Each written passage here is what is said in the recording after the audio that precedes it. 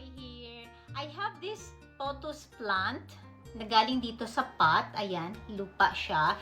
Ita-transfer ko siya ngayon sa clear vase. So, lalagyan ko siya ng stones and water. Yung klaseng plant na to guys, pwede siya kasi sa lupa, pwede rin siya sa water.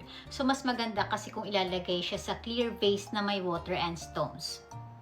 Hinugasan ko lang guys yung roots. Ayan siya oh. So, make sure lang na bago i-transfer siya sa water guys, make sure na may mga roots na siya. Ayan. And then, next is hugasan tong vase.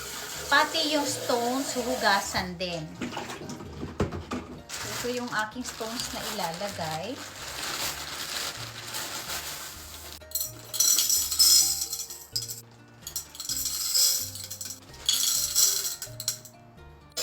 Hugasan natin siya para hindi cloudy yung water.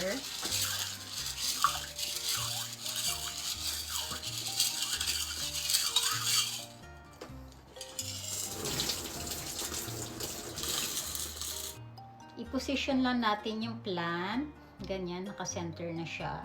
And then, saka natin ibubuhos yung ibang stones.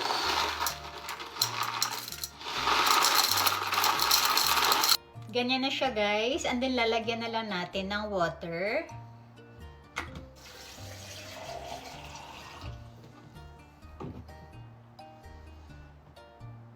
Ang ganda. Ayan na siya guys. So kung may ganito kayong plants, yung pothos, so pwede siya sa lupa. Mas maganda siya guys sa water. Basta clear yung base ninyo and then lagyan ninyo ng stones.